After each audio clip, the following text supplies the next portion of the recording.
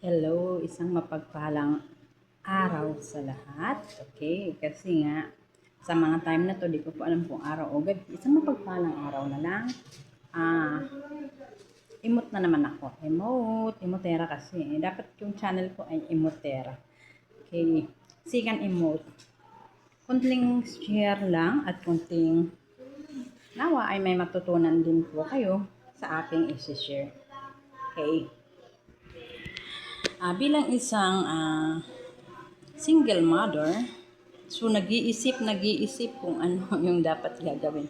At sa panahon din ngayon na sobrang mahal ng gas. So napakamahal po ng gas. At isa din yan sa mga nahihirapan ako kung may lakad ako. Nahihirapan ako kung saan ako pupunta. Kahit malapit lang, kailangan mong sumakay ng motor. Ang problema, may mga motor kami dyan na junk shop na kasi nga, nung wala na yung partner ko, so napabayaan na lahat ng bagay. Kaya napakahirap din kasi na kung walang magkumpuni ng mga gamit. So, sa mga anak ko ay wala pong mahilig magkumpuni. 4 yung anak ko, 2 babae at 2 lalaki. So, very sad kasi yung 2 anak kong lalaki ay hindi po mahilig magkumpuni.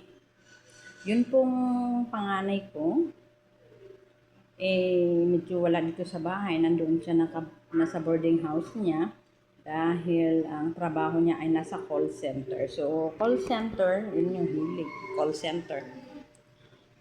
Tapos yung kasunod ay 2 babae, yun, ay may mga pamilya na. At yung bunso ko ay lalaki, yun naman ay nasa sound system. So, wala na rin siyang time na mag-company kasi ipapahinga na lang niya yung time kung saan ikukumpuni niya. Kasi alam niyo naman ang buhay ng mga nasa sound system. Nag-ooperate kasi yung anak ko ng mga siya nag-ooperate. Kaya kapag mayroong mga okasyon, kasalan, birthday, mga dibo, or else nasa mga events, sila yung tumutugtog. Yung anak ko ang nasa sound system talaga. Kaya puyat yung trabaho. Kaya kung nandito siya sa bahay, natutulog lang siya. So, wala na ring time. Kaya ako, naisipan ko na dahil nga talagang kailangan natin mag-isip. Dahil nga sa mahal na ng pamasahe, so nangalkal sa storage. Nangalkal ako ng bike sa ngayon. Kaya yung bike namin, siya yun yung yung ginagamit ko. Pinagtsatsagaan ko rogo yung bike. Medyo luma-luma na rin siya. Binili ko yan 20... Di ako nagkamali 2018 to 2017. Ngayon 2026 na. So ilang taon na. At napabayaan din sa storage kasi yung dati kong manugang na ay pinagkakalikot niya. Ginilaspag nila yung bike ko. Ano yon? Sandali lang. Ngayon, disturbo yung mga nagko-computer. Ngayon, dahil sa mahal ng gasolina, naisipan ko na kumpunahin yung aking bike. So, sa ngayon, ito yung aking bike. Pakita ko yung bike ko.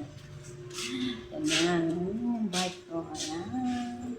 Yan yung bike ko. Yan. Medyo luma na siya. Luma. Pero pwede pa rin pagtsagaan. Ayan. Luma na siya. Hindi makipagtsagaan. Kaya pinagtsatsagaan ko siya ngayon. Ayan. Ginagamit ko siyang nagamit ko siyang mag-bike. Try.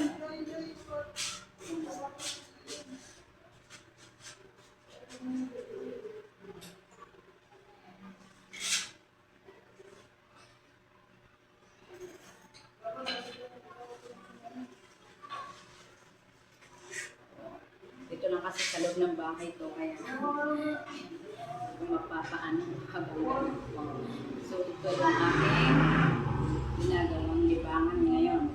Libangan kasi ito na yung ginagamit ko kapag ako ay may binibili sa labas. Kung may pinupuntahan ako malapit lang, nagbabiking na lang ako. Ayan na, babiking.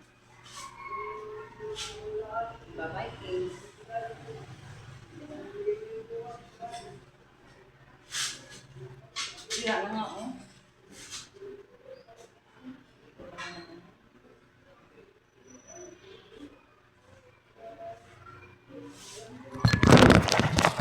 Ay, natumba pa. Yan yung bike ko. Naman. Ito naman yung bike na akin ako. Dito ako sa may, namin, loob lang ng bahay. Hindi ako makaikot-ikot eh.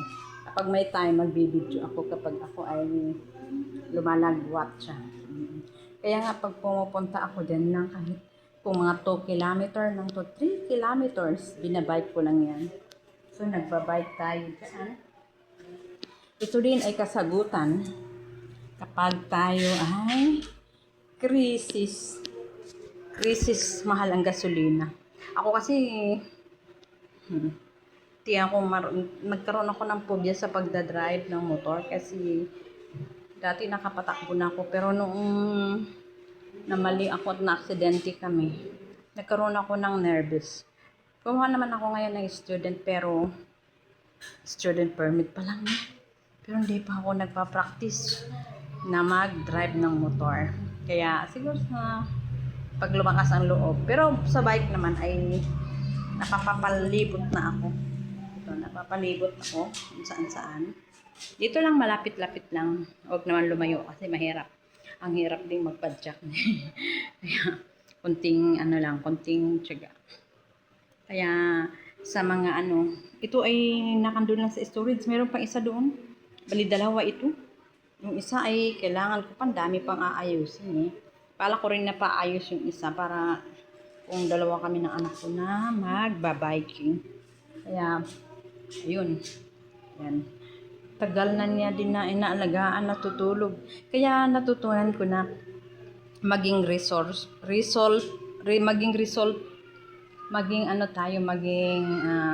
mapangalkal kung ano yung meron tayo sa ating mga storage. So ngayon, kung ano yung meron tayo sa ating mga storage, kalkalin natin kung ano yung mapakinabangan. Nagpapasalamat din ako kay God kasi nga, yung mga ginagawa natin na nag-iipon, nag-iimbak,